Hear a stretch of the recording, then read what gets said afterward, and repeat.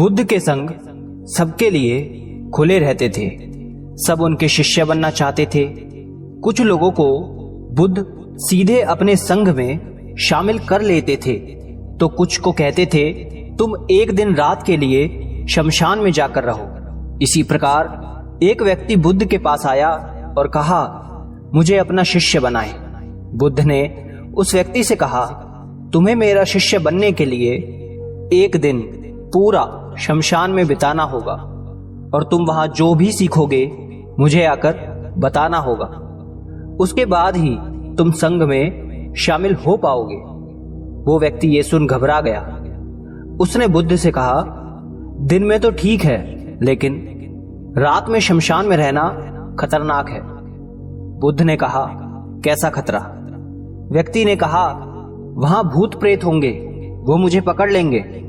बुद्ध ने कहा, क्या तुमने भूत प्रेत देखे हैं? व्यक्ति ने कहा, नहीं, पर मैंने सुना बहुत है और कुछ लोगों को देखा है जिनमें भूत आ जाते हैं। वो अजीब अजीब हरकत करते हैं। तब बुद्ध ने कहा, तो तुम्हारे पास ये सुनहरा अवसर है ये जानने का कि भूत प्रेत होते हैं या नहीं। तुम वहां एक दिन और एक रात गुजारो और फिर विश्लेषण करके बताना कि भूत प्रेत होते हैं या नहीं। अगर तुम्हें वो मिल जाएं, तो तुम उनका विश्लेषण करना कि वो कैसे होते हैं, और अगर नहीं मिले तो तुम ये भी जान पाओगे कि वो नहीं होते। तुम घबराना मत। वहां जो भी घटना होगी तुम मुझे उसे आकर बताना। व्यक्ति ने कहा, ठीक है गुरुदेव, अगर आप चाहते हैं तो एक पूरा दिन और रात मैं शमशान में गुजार लूंगा। बुद्ध ने कहा, ठीक है, अभी तुम आश्रम में आराम करो और कल सुबह ही शमशान के लिए निकल जाना।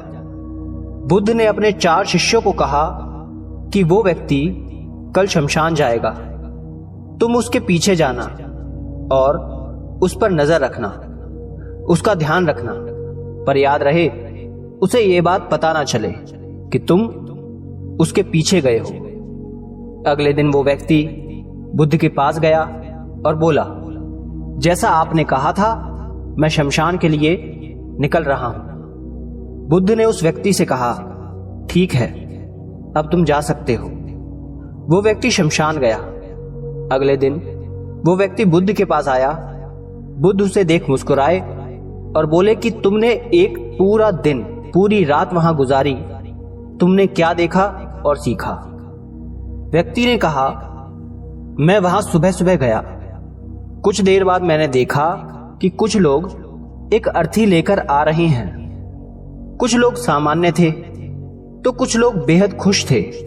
वो कह रहे थे कि उस व्यक्ति ने अच्छे कर्म किए हैं, ये बहुत किस्मत वाला है। उस बुजुर्ग के बेटे ने अपने पिता की चिता को अग्नि दी। वो कुछ देर वहां खड़ा रहा। उसके बाद एक एक करके सब लोग जाने लगे। थोड़ी देर बाद वहां 2 और अर्थी आईं, जिसमें एक अर्थी किसी अमीर व्यक्ति की थी जो बहुत सजी धजी थी। उसमें बहुत सारे लोग थे, जबकि दूसरी किसी गरीब व्यक्ति की थी जो बेहद साधारण थी। उसमें कुछ ही लोग थे। अमीर व्यक्ति की चिता चंदन की लकड़ी पर जलाई गई, जबकि गरीब व्यक्ति की साधारण लकड़ी से। पहले अमीर व्यक्ति की चिता को जलाया गया क्योंकि वो अमीर था, जबकि बाद में गरीब व्यक्ति की। थोड़ी देर बाद दोनों व्यक्ति की चिता को जला दिया गया। उसके बाद सभी लोग वहां से चले गए, लेकिन मैं वहीं खड़े उसे देखता रहा। बुद्ध ने कहा, तुमने उनकी चिता को देख क्या समझा? व्यक्ति ने कहा, बुद्ध दोनों की चिता समान थी। दोनों के शरीर उस चिता में जल भी एक साथ रहे थे। उसके बाद दोनों उसमें जल गए। अंतिम में जो बचा वो भी एक जैसा ही था, उसमें कुछ अलग नहीं था। हे बुद्ध, उसके बाद वहां एक स्त्री की अर्थी आई। उस स्त्री का पति बहुत दुखी था और वहां आए सभी लोग भी काफी दुखी थे। वो सभी उसके पति को सांत्वना दे रहे थे। हे बुद्ध, उसमें मैंने देखा कि बहुत लोग काफी ज्ञानी थे। वो ज्ञान की बातें कर रहे थे। वो सब महाज्ञानी कह रहे थे कि यहां तो एक दिन सबको आना ही है। जीवन हमें ज्ञानता और परोपकार से जीना चाहिए। किसी को कभी भी कष्ट नहीं देना चाहिए। धन के पीछे हमेशा भागकर कुछ नहीं होता। अंतिम में हम सबको एक दिन शमशान में जाना ही होता है। उसके बाद वहां कोई नहीं आया और मैं पूरी रात वहीं पर रहा और अगली सुबह आपके पास आ गया। बुद्ध ने पूछा, तुम्हें वहां कोई भूत प्रेत दिखा? व्यक्ति ने कहा, नहीं, मुझे वहां कोई भूत प्रेत नहीं दिखा। पूरी रात मैं अपने आप से डरता रहा, पत्तों से डरता रहा, जानवरों की आवाजों से डरता रहा, लेकिन पूरी रात में मुझे कोई भी भूत प्रेत नजर नहीं आए। बुद्ध ने उस व्यक्ति से कहा, ठीक है, अब तुम जाओ और आश्रम में आराम करो। कल फिर एक दिन और पूरी रात तुम्हें शमशान में बिताना होगा। वो व्यक्ति ये सुन बोला, आप कैसी बातें कर रहे हैं? आपके कहने पर आज मैं पूरा दिन पूरी रात वहां पर रुका। वो समय मैंने कैसे काटा है मैं ही जानता हूं। अब मैं दोबारा वहां नहीं जाऊंगा। बुद्ध ने कहा, देखो, जो खास चीज तुम्हें वहां जाकर मिलनी है वो तुम्हें अभी तक नहीं मिली है। तुम एक दिन और वहां रुको, एक रात और वहां रुको, तुम्हें वो अवश्य मिल जाएगी। व्यक्ति कहता है, ठीक है, मैं आपके कहने से एक बार और चला जाता हूं। ये कहकर वो व्यक्ति आश्रम में आराम करने लगा। अगले दिन वो व्यक्ति फिर बुद्ध का आशीर्वाद लेकर वहां से शमशान के लिए चला गया। एक पूरा दिन बिताकर वो अगले दिन फिर बुद्ध के पास आया। बुद्ध ने पूछा, तो तुम्हें वो चीज मिली? व्यक्ति ने कहा, हां, मुझे वो मिल गई। बुद्ध ने पूछा, तो बताओ तुम्हें वहां क्या मिला? व्यक्ति ने कहा, मैंने देखा कि कुछ लोग शाम को मुझे अर्थी पर लेकर आ रहे हैं। मेरे पीछे कुछ 15-20 लोग चल रहे हैं और मुझे 4 कंधों पर उठा रखा है। मेरे पिता आगे आगे चल रहे हैं। कुछ लोग मेरे ऊपर फूल फेंक रहे हैं और मेरे कुछ रिश्तेदार मेरे पीछे चल रहे हैं। वो लोग बहुत दुखी हैं। मेरे पिता और भाई भी बहुत दुखी हैं। कुछ उन्हीं में से दुखी होने का नाटक कर रहे हैं, तो कुछ लोग मेरे पिता को सांत्वना दे रहे हैं। वहीं दूर खड़ा मेरा भाई बेहद दुखी है। कुछ लोग उसे सांत्वना देकर बोल रहे हैं कि तुम ही अब सबके इकलौते वारिस हो। तो कुछ लोग कह रहे हैं, ये गलत हुआ।